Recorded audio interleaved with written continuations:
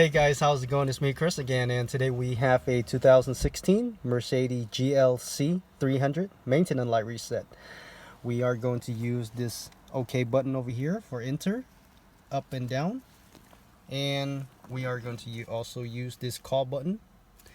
And we're going to be looking at that screen right there. Go ahead and turn on your car to the first position.